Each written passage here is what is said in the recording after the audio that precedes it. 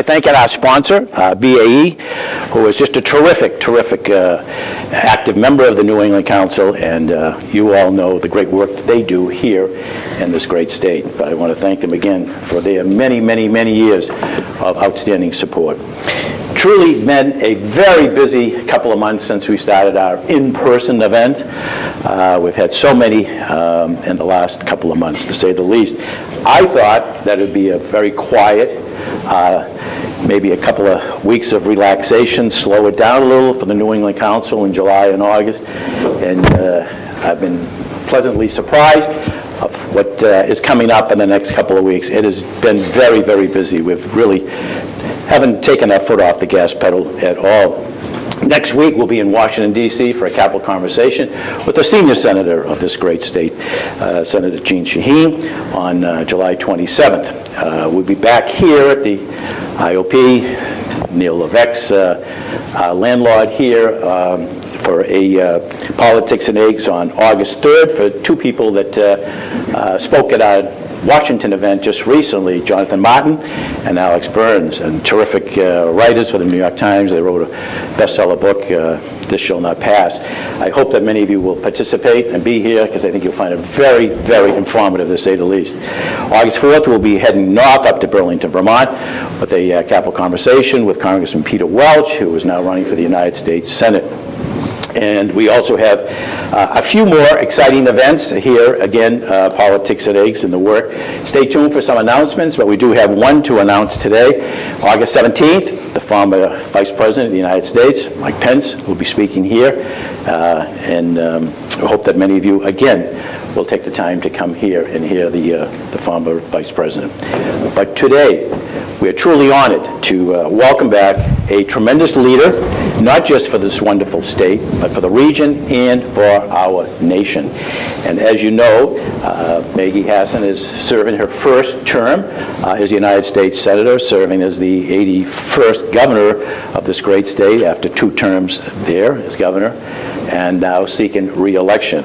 As you know, she serves on very important committees to us at the New England Council, because those issues affect all of us in the New England economy and in our nation. She serves on the influential Senate Finance Committee, where she plays a major role in shaping policies on an array of critical issues, whether they be trade, health care, tax policy. I mean, that's an awful lot to have on your plate, and she is right there playing a major role, to say the least. She's a member of the Senate Health, Education, Labor, and Pension, as what we call the HELP Committee. She's worked to combat the opiate epidemic. She has talked about this for years. She's a leader on this issue.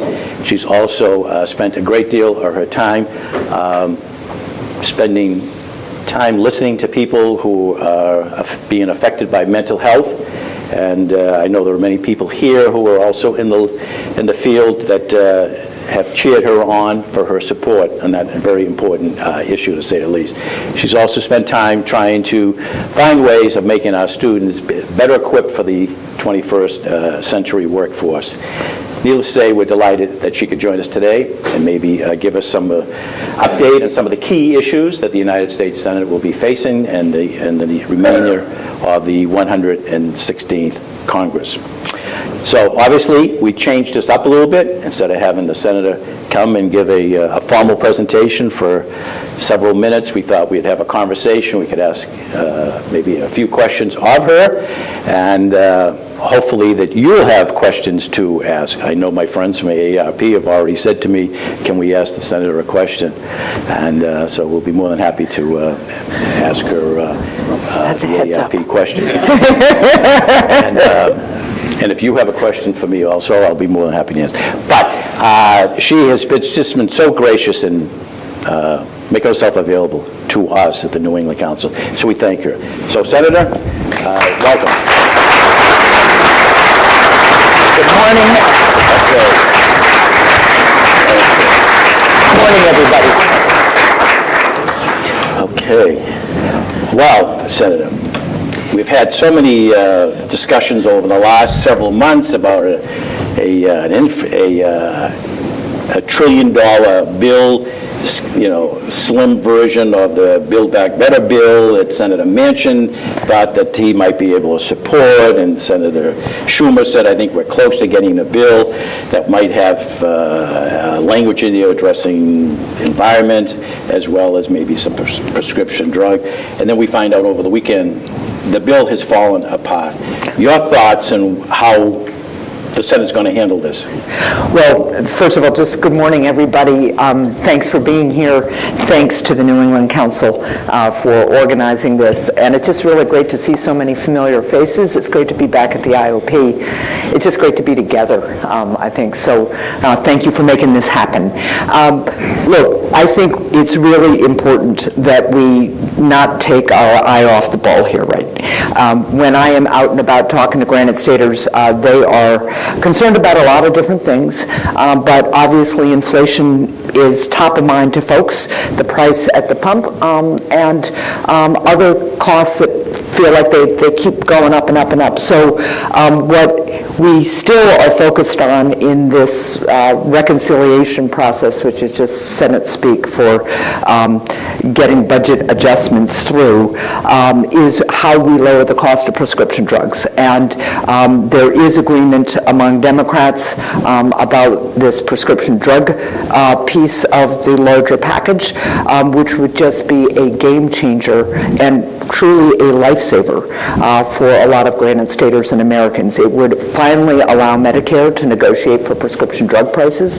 Obviously really important to lower costs for individuals, but would also save the government $300 billion over 10 years, which is real money. And it would also cap out-of-pocket expenditures for people on Medicare to $2,000 and allow them to pay for that in installment plans. And it would also address a potential spike in ACA, the Obamacare premiums that would be coming without us taking action. So that's really important legislation in its own right. There are obviously other pieces that Senator Manchin and Senator Schumer have been negotiating kind of in the framework of that larger legislation. And we're not going to stop working on those either. The climate is something I hear about from Granite Staters all the time. All my constituents hear about it from, all my colleagues hear about it from their constituents too. So we know we need to keep working on that and some of the other provisions. There are other costs that we need to address, like child care costs too. But in the near term, I think the focus on prescription drugs is really, really important to allow families to make ends meet and to also really improve health outcomes for so many Americans. Do you think there'll be support from the Republicans on the prescription drug legislation? There has been some bipartisan work. Senator Shaheen's been a leader with Senator Collins, two New Englanders, on lowering the cost of insulin. Whether that would be part of this package is unclear right now. They've been working on getting bipartisan support for that effort. But Mitch McConnell has made it clear that he doesn't support the Medicare negotiation piece. And so we will always try to reach across the aisle here. But what I know is that somewhere around 80% of Americans think that allowing Medicare to negotiate for prescription drug prices just the way any business can negotiate for a major supply is really, really an important thing to do. And I think we need to stay focused on finding ways to get it done. When Senator Manchin says that you not support the climate provisions, does this effectively doom climate change legislation this year anyways? Not necessarily. And again, Senator Manchin acknowledges that we need to take action on climate, and a lot of us were very disappointed because we thought that we were really close to an agreement here. But at the end of the day, we need to take action on helping people lower costs, and then we need to look for opportunities to get other legislation through. I mean, the election is about 3.5 months away. Yep. I think you and your colleagues are in session for just about 9 weeks between now and then. So realistically, Congress has a very short window, to say the least, to get any kind of major bipartisan legislation accomplished. Do you see any real opportunities in the weeks ahead to pass such legislation? So I see real opportunity around the what we're calling loosely the Innovation and Competition Bill. That's a bipartisan piece of legislation that we actually passed a version of in the Senate over a year ago with all Democrats and 19 Republicans. And that really focuses on bringing supply chains back home in critical sectors, making sure in particular around semiconductors that we're making these at home. You know, there isn't a product out there that you use in this day and age that doesn't involve a semiconductor. We've seen the prices of cars go up and a shortage of cars, for instance. Well, that's because there aren't enough semiconductors globally to meet demand, and that was one of the impacts that the pandemic had.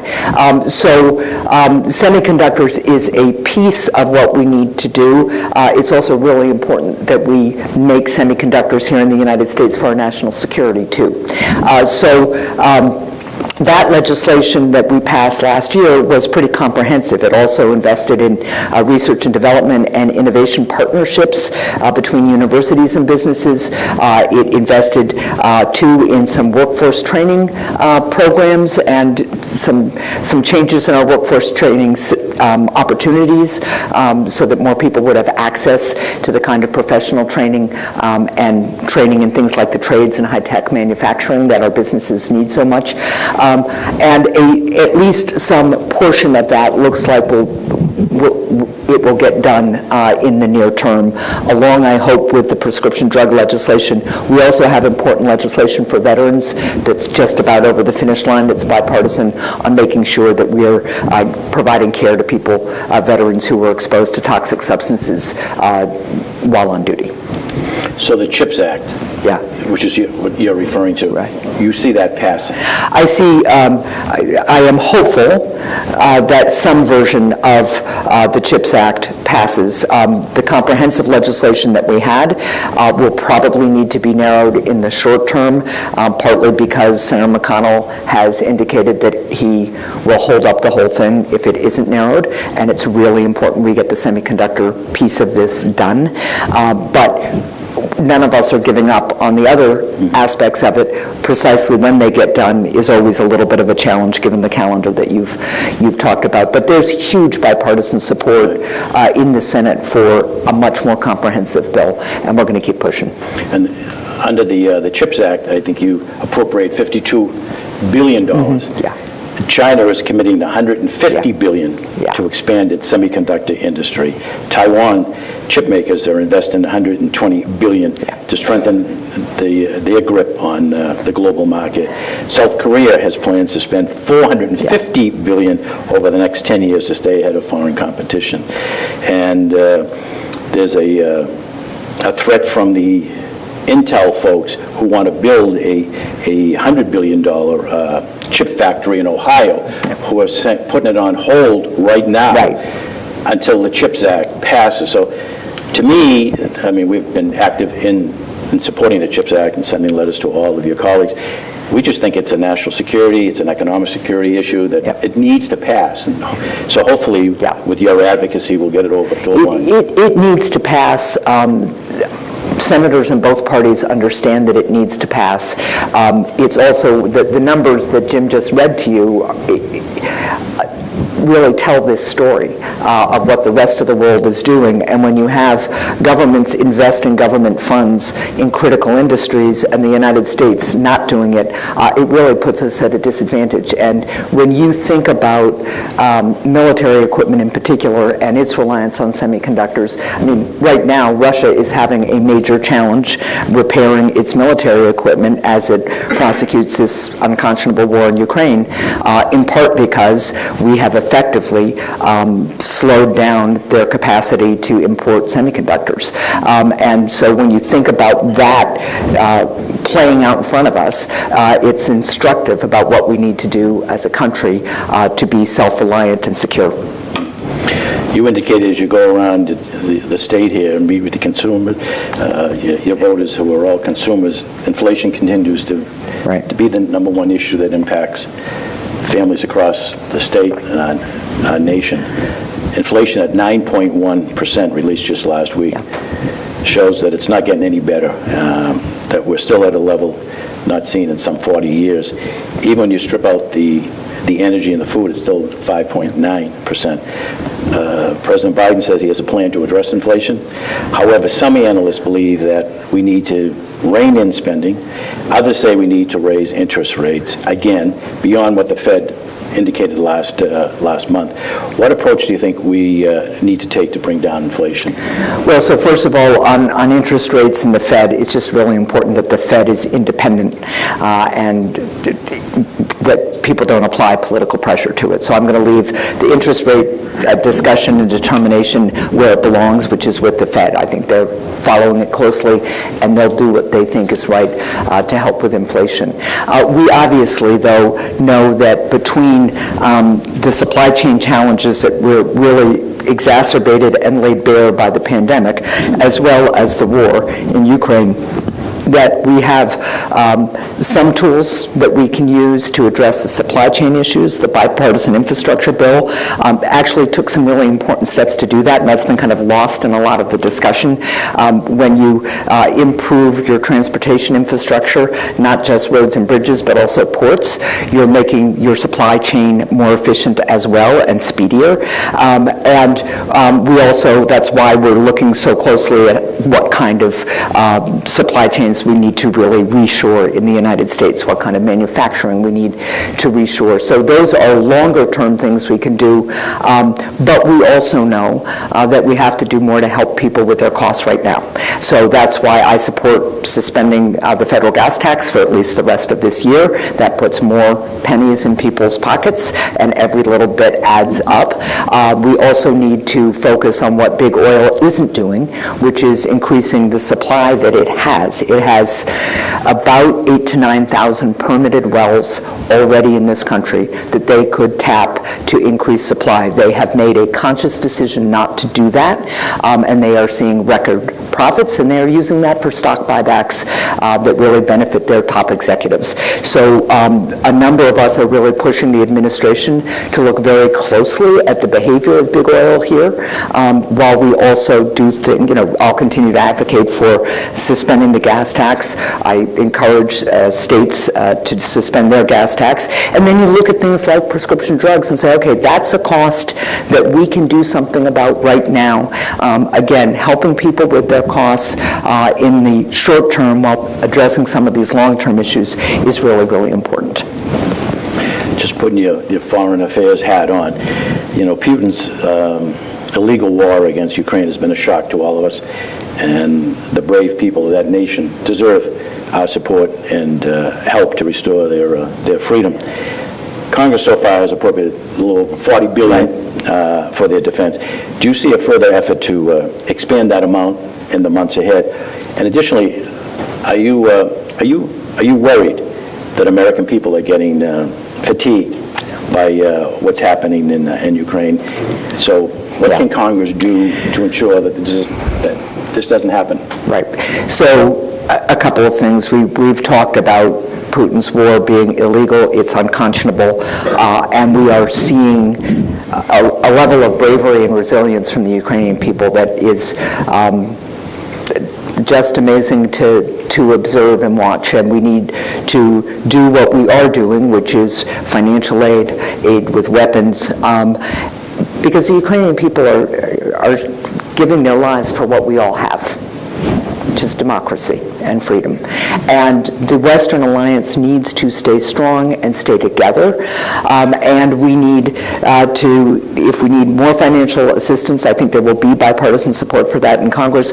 We just did a resolution, it's a bipartisan one that I helped sponsor, that commits, or that reflects the Senate's commitment to helping Ukraine rebuild, too. So that's going to be another set of expenditures at the appropriate time, right? Because we know how important it is to stand for freedom and to stand with freedom-loving people everywhere. I will say, I know we are all worried about kind of fatigue around the war. I am not sensing that from Granite Staters. And I think you will all appreciate about 2 or 3 weeks into the war, most of the Western European ambassadors who are in Washington came to meet with senators, and I got there a little bit early, and I was talking to some of them, and I had introduced myself as a senator from New Hampshire, and I think it was the EU ambassador said to me, it was him and the Polish ambassador, and he said, so Senator, are your constituents following what's going on? And I said, oh yeah, they are, and they're very concerned, and they're so grateful to the Ukrainian people, and so grateful to Poland for being, such a strong supporter and friend to Ukraine. And I said, we really are watching this. You know what our state motto is? And I said, live, and all of these ambassadors said, free or die, in unison, together. And it was just a reminder that our stand for freedom, our belief in freedom, is something that carries and that reassures people and gives them inspiration, and we need to be there for them. I mean, you already touched on the supply chain, but the baby formula, that crisis that we've seen in our nation has been truly it's been an eye-opener to so many of us about the weakness of that supply chain that we have. So can you just expand a little more on what needs to be done to ensure that something like this doesn't happen again, because it's truly embarrassing. Look, it is life-threatening to our babies. It is exhausting for our families. I mean, when you talk with constituents and what they have been going through to make sure that they've got nutrition for their infants, it's embarrassing. It's also just frightening to people. And it's why I called on the administration very early on to invoke the Defense Production Act so we could increase the amount of baby formula being made. It's why and the administration did that. It's why the administration also worked with other countries to get a supply in here. But to the bigger question, we can't be solely reliant on essentially just a few manufacturers to a point where there's a safety problem at their labs, it shuts down, and it has this ripple effect all across our country. That's why it's so important that we really look at critical supply chains and be strategic about this, be organized, invest where we need, make sure that businesses have a plan and a backup plan, redundancies in place when you are providing an essential. You have to have some redundancy in planning, and it's our job in the government to say to business, okay, this is your business, but it's an essential item for Americans. It's essential to our safety and to our health and to our security. Now, we also need to make sure that we have stockpiles of essential goods. One of the things we discovered in the pandemic is that our stockpile, our federal stockpile that we thought was in pretty good shape, wasn't. It, among other things, had a lot of medicines that had expired, right? Their expiration dates were passed. So Senator Cassidy and I have teamed up on a bill to really strengthen our stockpiling system and kind of reevaluate too what should be in that stockpile. What's essential in this day and age? And we want to be planning for any number of different kinds of disasters. And so that's moved through the Help Committee, and I'm hopeful that we'll get bipartisan support moving forward and find a place for that legislation. Given your seats both on the Senate Finance Committee and the Senate Health Committee, could you just give us a little update on the retirement savings legislation and whether it's going to come out of both committees? Yeah, that's another area. Retirement security is another area where there's a lot of bipartisan agreement. That what we want to make sure is that as our constituents are earning their living and raising their families, they can also set aside critical retirement savings so that they can enjoy the retirement that they've earned. And so we've got legislation that we had one package that passed that made retirement savings more accessible to more Americans. We've got what we're calling the Secure Act 2.0 moving through committee. And among other things, that just makes it easier for small businesses to provide retirement savings plans for their employees and nonprofits, which haven't been able to do this the same way that private businesses can, so that nonprofit employees have access to this kind of retirement savings. I think we're making progress here, and I am hopeful that we're going to be able to get, again, something folded into a larger package. We'll have a couple of things over the course of the fall that need to get passed, and this is one of the areas where I think there's huge agreement. Last month, in a bipartisan move, the House reauthorized 32 mental health and substance use programs. Additionally, the recent gun legislation, which was signed into law, focused heavily on addressing mental health challenges. I know that you and your colleagues in the Senate Finance Committee are working hard to advance additional measures to address mental health, and I'd just love to get your perspective on whether there's a likelihood that Congress will pass additional mental health legislation before November.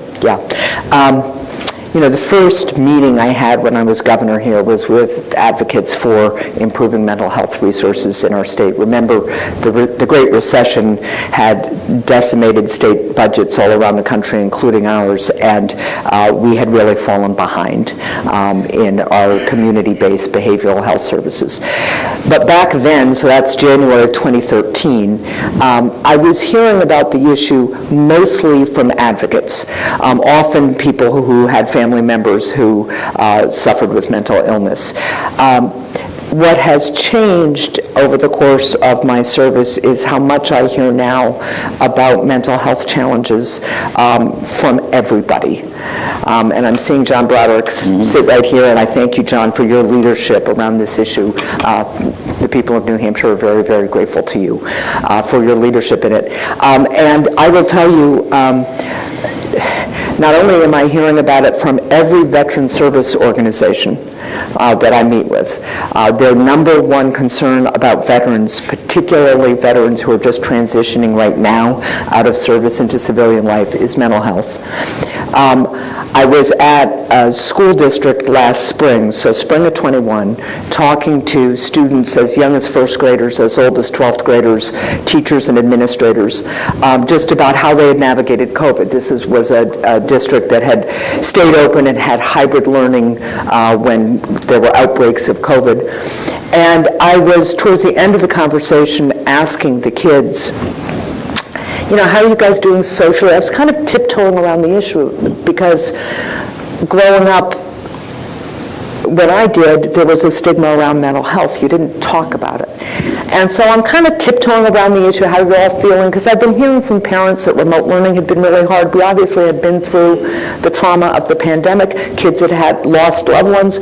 And this 10-year-old looks at me and says, "So Senator, what are you doing about mental health?" And I thought, okay, it was a really good lesson taught by a 10-year-old to a United States Senator. And everywhere I go, people are worried about it, they're talking about it. Students are worried about their friends. They want to know what they can do if they're worried about their friends, how they can intervene in a way that's effective. And so we did put in the bipartisan gun safety legislation critical investments in more mental health services. But there is, as you point out, so much more to do. So among other things, we're working on how do we increase the number of behavioral health specialists who can actually be in our schools? How do we increase the workforce generally? How do we get the funding there to really boost up the system? There are also, I think there's some interstate licensing issues that are going to be interesting as you think about the use of telehealth, which is something we learned to use during the pandemic and actually works very well in some kind of behavioral health treatment. But if you're providing telehealth across state lines, you've got a little bit of a state law issue to work through and a licensing issue to work through. And we also know that substance use disorder and mental illness co-occur in a large number of cases, and while we have increased funding for substance use disorder services in this state and around the country, there's a lot more that we need to be doing there, including making sure that our providers for treatment and recovery services are using medication-assisted treatment, which is the gold standard, and there's some bureaucratic barriers there that we have to get rid of.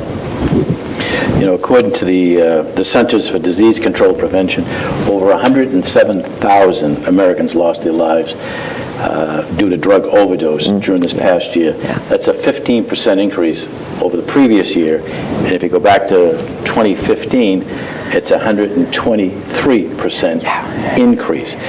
So I think we've learned an awful lot about how to combat the opiate crisis, that it requires a multi-pronged approach, right. State, local, federal government. I'd just love to hear your perspective and what more can the federal government do to address that issue. It is a heartbreaking issue for families. I am sure I am not alone in this audience. I have gone to funerals where the person who died from an overdose is the second person in their family to die from an overdose, and talked to a mom who's just lost 2 of her daughters to substance misuse is extraordinary and heartbreaking. And I will also just say that it is family members and people in recovery themselves who have been the best advocates here, and to the extent we've been able to devote a lot more resources to prevention, treatment, and recovery, it's because of the advocacy of families, and again, getting at that stigma, right, and understanding this as the illness that it is. There's still a lot more we can do. I mentioned we need to invest in medication-assisted treatment. That also means we have to make it easier for doctors to prescribe medication-assisted treatment, and right now you need a special waiver from the federal government to prescribe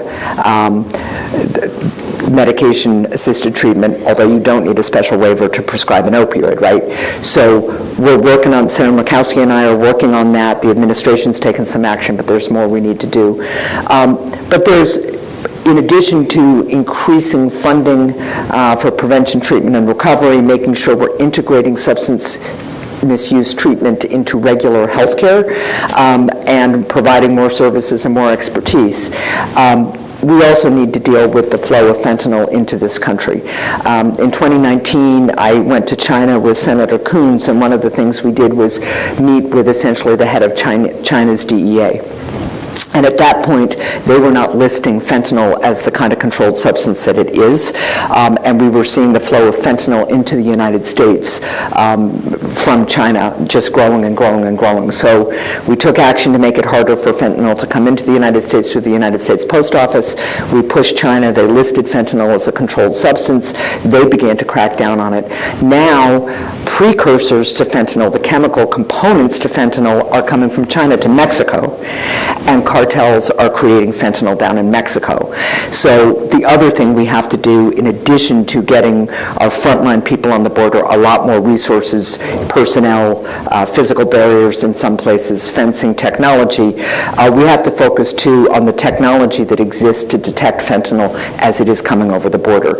We've made some good progress there. There was a bipartisan bill that President Trump signed that I sponsored that provided the first generation of fentanyl detecting technology at the border, but there's a lot more we need to do there. And the other piece of that dynamic, of course, is fentanyl comes over from the cartels as cash and guns go back southward, right?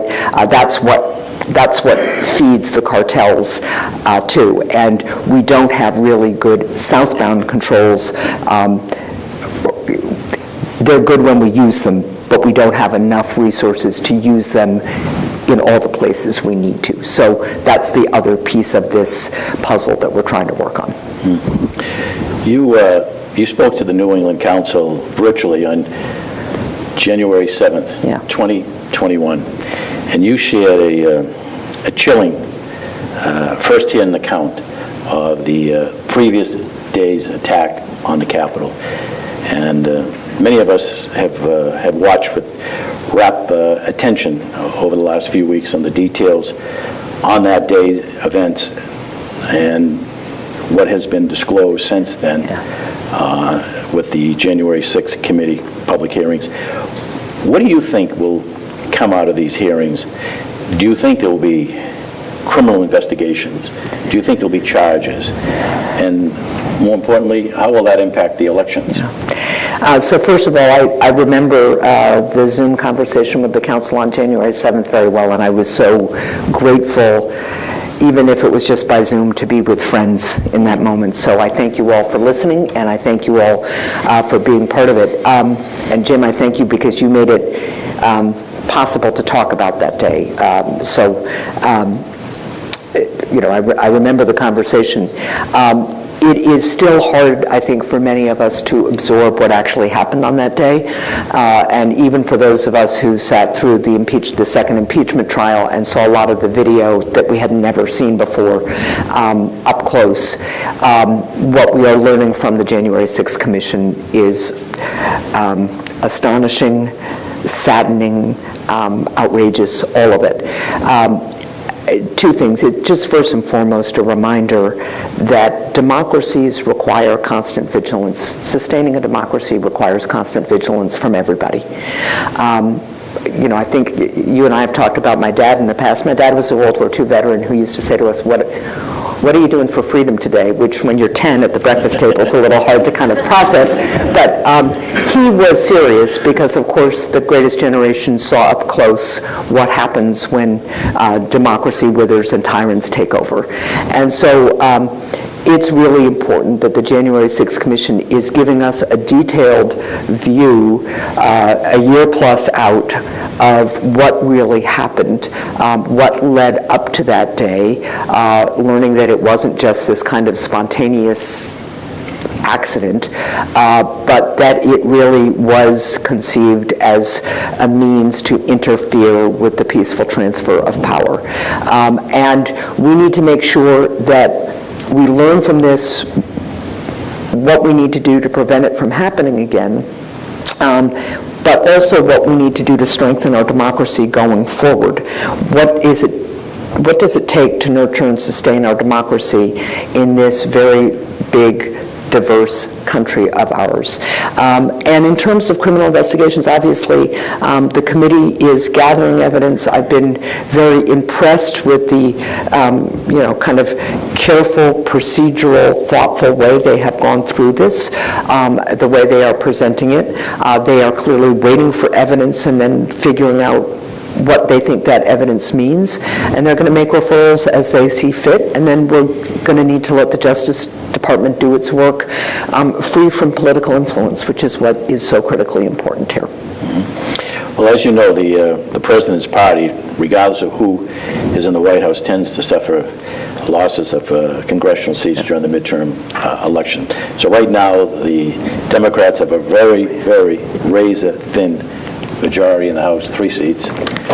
You and your colleagues on the Democratic side in the Senate, needless to say, it's evenly divided, so close, 50-50. Knowing that, how do you think the Democrats can counter that historical trend in order to stay at the helm in the 118th Congress? Well, what I'm working on is what I always do, which is going out in New Hampshire and listening to the people of my state. That's the job, whether you're in the state Senate or governor or U.S. Senate.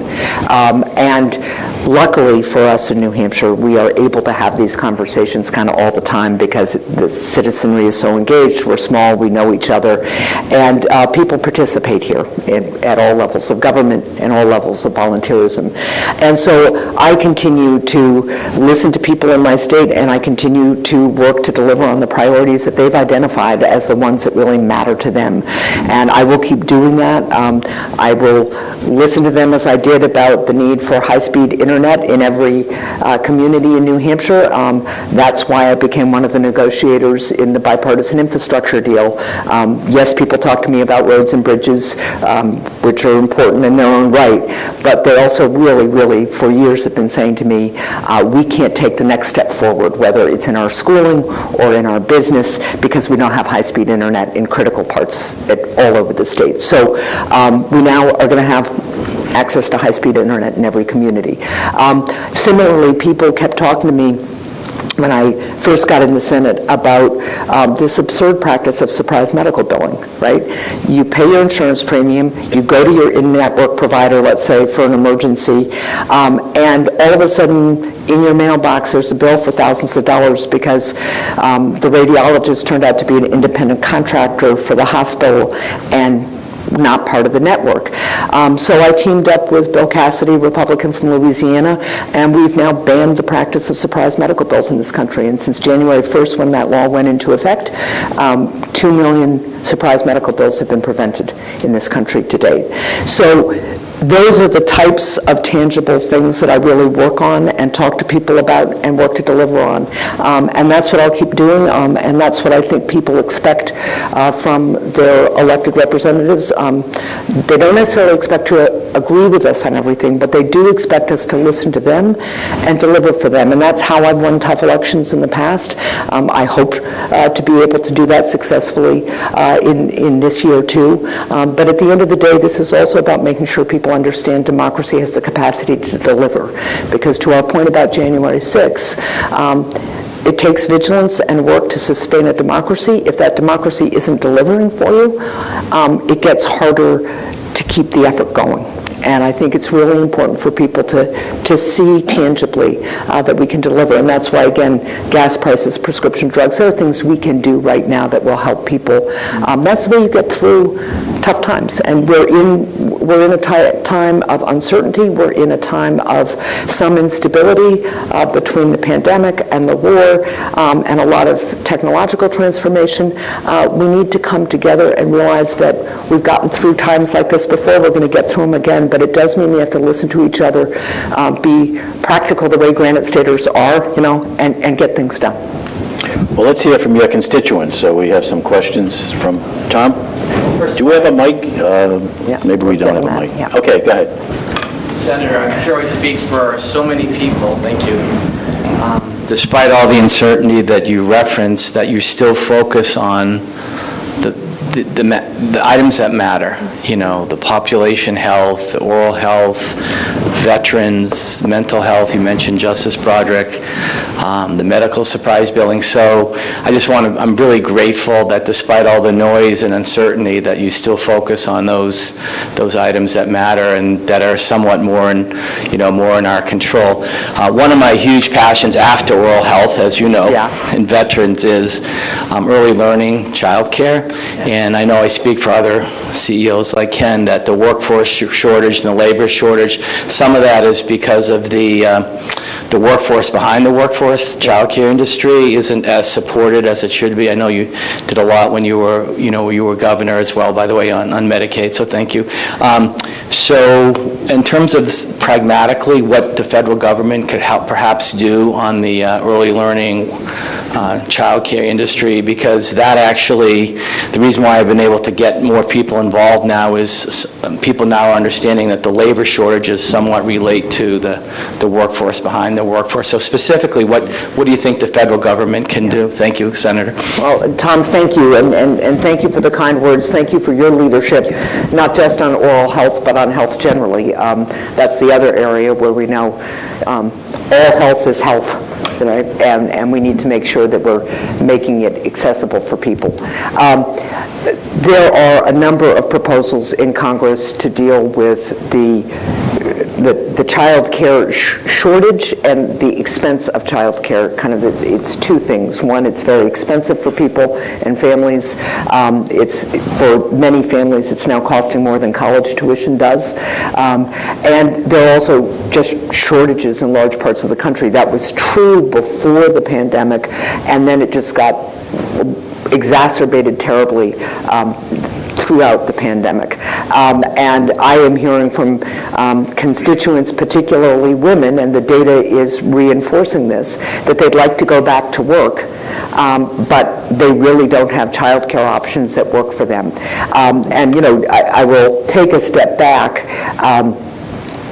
The data shows that 1 million fewer women are in the workforce today than they were before the pandemic. The number of men has gotten back to where it was before the pandemic in the workforce, but we're still 1 million short women. And the data also suggests that that is due to both child care challenges, but then more broadly just family care challenges. So 6 million Americans say that they would be in the workforce right now if they could get reliable care for a loved one, either a child or somebody with a disability or a loved one who's aging and really can't be alone and needs support.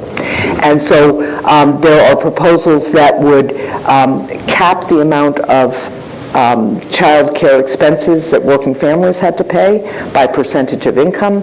There are proposals to invest in training and then more pay for child care workers.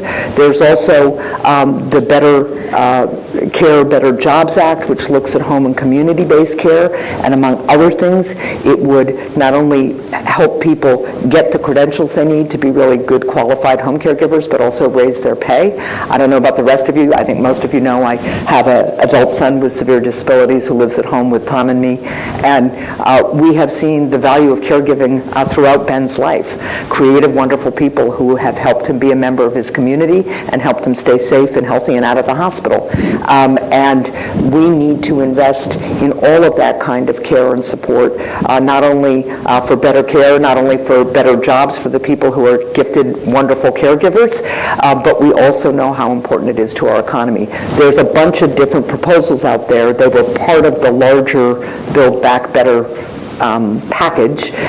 They have obviously, during negotiations, dropped out as people have had concerns about spending and implementation. But we're going to continue to work on finding ways to support the workforce to help grow the supply of child care. And there's a lot of good work being done that will kind of inform how we go about that effort when we've got the consensus to take that next step forward. But I will tell you that business leaders making the case for this is also really, really helpful. We make progress in this country on this kind of issue often when businesses raise their hands and say it's not just families who say they need this. Business knows how important it is for the economy. That's how we got Medicaid expansion done in this state. It's because business leaders, along with families and healthcare providers, said this would be really good for our state. And we need to be, the consensus is there. I hear about it from everybody. And the other thing to understand is that if we make these investments and the workforce grows, it's an anti-inflationary thing, right? And that's the other thing we all have to kind of get aligned about. Thank you. Thank you for your leadership. Thank you. The caregiver that Tom alluded to, that affects so many sectors of the economy. You just mentioned about the disability community. There are so many families that would love to have their son or daughter go into maybe a group home, independent living, but they're not allowed in because there's no caregivers. We have no caregivers. Or people who are living independently with a disability, no caregivers given to them. Or people in a nursing home, no caregiver. It's a serious issue across the spectrum.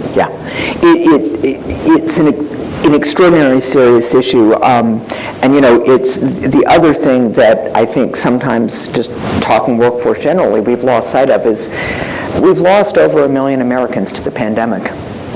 And that has an impact on workforce. Some of the people who were part of the workforce lost their lives to the pandemic. And so that's been, it's a multiple, it's not just a 1-2 punch situation. Workforce shortage has been exacerbated by a whole lot of different factors. We have to take a multifaceted approach. The good news is that there's a lot of good work being done on this, including figuring out how to help students follow their paths in a way that makes sense for them, as opposed to having to necessarily go to a four-year college. And there is broad bipartisan support, for instance, for taking a program like New Hampshire's Running Start, where high school students can begin to take college classes in their public high school, and really expand that, make that free in public high schools around the country, allow people to earn college credits and get that training early and save money all in the same process. There's a lot of focus on career and technical training right now, and I'm working with Tim Kaine on making Pell Grants, for instance, available for apprenticeship programs in the trades, for instance. So there's a lot of work we can do to boost the workforce, and I'm hoping to have the opportunity to keep working on that. Great. Our friends from AARP, Mark. Is there a mic? Oh. Yeah, Here's your mic. Thank you, Jim. Senator, it's great to see you again. My name is Mark Boyd, and I'm extremely fortunate to be the volunteer state president of AARP. As you know, AARP is nonpartisan, and we have a non-endorsing stance with respect to candidates, incumbents, political parties, and public events as part of the election process. With that said, I would like to thank you for all you have done in supporting many of our positions. Your staff and yourself have been a joy to work with. And again, thank you. This election season, AARP has 4 areas of concentration, and none of them will surprise you. Social Security, Medicare, prescription drugs, and caregiving. Yeah. Finally, my question. AARP believes Social Security is promise that must be kept. How would you protect earned Social Security benefits for now and the future? Thank you, first of all, for the kind words. More importantly, thank you for the work that AARP does on behalf of New Hampshire seniors and seniors all over the country. It's really, really important advocacy. And in particular, I'll just say on prescription drugs, AARP has been really helpful in helping us gather real stories from real people about what the impact of the price of prescription drugs has on them, their health, and their finances, right? So I thank you for that. Social Security is an insurance program that people pay into. It's a benefit that they have earned, they deserve, and we want to keep benefits at the level that they've been promised at. And so I fully support Social Security. I believe there are things we can do other than cutting benefits that could shore up the program, including lifting the cap on salaries, after which you stop paying into Social Security. But I fully support keeping benefits at the level that they were promised to, and I will work as hard as I can to make sure that happens. Other questions? Ira? You want to wait for the... Goldman, Lantheus Medical Imaging. Yeah, and Here's your mic. you're going to get a mic in a sec. Ira Goldman, Lantheus Medical Imaging. Thank you for coming this morning, Senator. We talked about the infant formula crisis and other health care issues, and the FDA is critical to making sure that we have safe and effective medicines, medical devices, and food. As you know, the authorization for the FDA to collect user fees ends at the end of September. The House overwhelmingly passed on a bipartisan basis reauthorization, and the Health Committee passed 13-8 a bill. That was a little bit different than the House's. Last week, Senator Burr announced that he was withdrawing from negotiations between the two bodies and offered a very slim, bare-bones reauthorization without any of the policy riders. What do you think is going to happen? Was that a negotiating tactic on Senator Burr's part? How are we going to get reauthorization in the short time available? Do you think it might be that the House bill is taken up by the Senate, or how does this proceed? Well, thank you for the question, and you're right. It's one of the things I should have mentioned to Jim when he said what other things are going to happen, because we need to get the FDA reauthorization and the user fees reauthorized, and I think we will find a way to do that.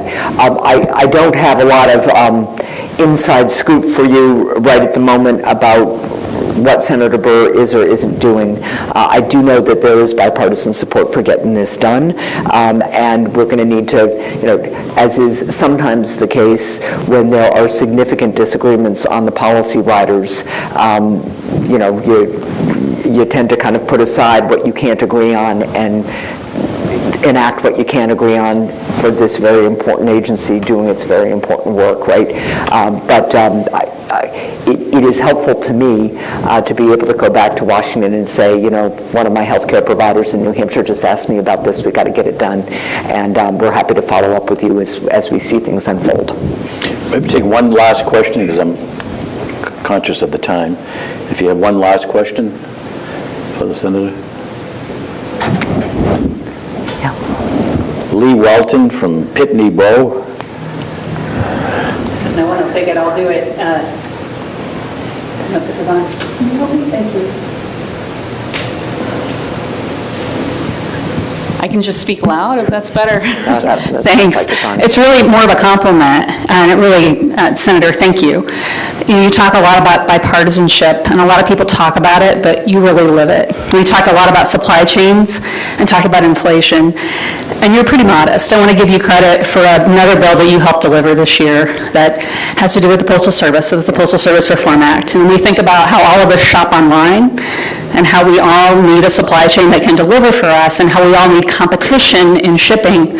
Really, it was the Senator and her work with the Homeland Security Committee that delivered reform for that institution, one of the most important institutions for our democracy. So just want to thank you for you and your staff's work on that. A bipartisan bill that not a lot of people know about, but is meaningful to each of us every day. Thank you so much. It's a reminder, one, how important the Postal Service is. As my senior senator likes to remind people, it's the only federal agency mentioned in the Constitution, right? I mean, so talk about how important it is to the democracy, and talk about how important it is now to people's daily lives, especially in remote areas. I'm glad we were able to get that done, but it leads me to a broader point, which is this. We are living in a very tumultuous time for all the reasons we have all talked about this morning. But I have a lot of hope, one, because the people of the Granite State are great to each other each and every day, help each other each and every day. When somebody comes to a food bank, people don't ask them what political party are you in, they just help. And I try to follow that example. But the other thing is that there's so much news coverage of the disagreements and of the uncertainty, which we all have to work hard to try to mitigate. But there's also a fair amount of agreement in Congress on some important things. And we have found bipartisan agreement on the infrastructure deal. I mean, that seems like a long time ago. It's a game changer. I've already, been able to visit parts of the state where those dollars are already being deployed.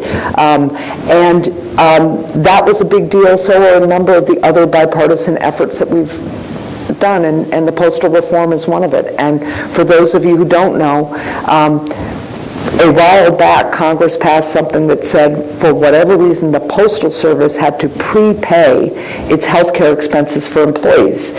No other agency had to do that. And that really hampered the Postal Service financially. In that bipartisan legislation, we were able to remove that provision finally. So now the Postal Service is on equal footing with other federal agencies. Now, having said all of that, if any of you are having difficulty with your Postal Service, which is happening from time to time in New Hampshire and around the country, please let us know, because one of the things we ask the Postal Service to do when we hear from constituents is investigate, particular zip code areas, particular neighborhoods, and sometimes what we found is they've had trouble hiring, or they've been using temporary postal workers who don't know the neighborhood very well. But we've been able to get down to the nitty-gritty and really help constituents on the ground, because of course people are waiting for their medications and for checks and for any number of other essentials through the Postal Service. So I thank you for that, but please reach out to my office if anybody thinks that there are some improvements on the ground in New Hampshire that we need to make in that regard. Well, Senator, I think we've covered, let's see, prescription drug, chips, supply chain, big oil, Ukraine, baby formula, mental health, substance abuse, opiates, January 6th committee hearing, elections, surprise medical billing, child care, They're social like security. final exams, Chief. So we thank you for being here. I thoroughly enjoyed the conversation. I hope everyone found it informative. I hope you like the format of the conversation, and we thank you for all your great service that you do for constituents day in and day out, and thank you again for always being available to the New England Council. Stay healthy and continued success. Thank you very much. Thank you all so much.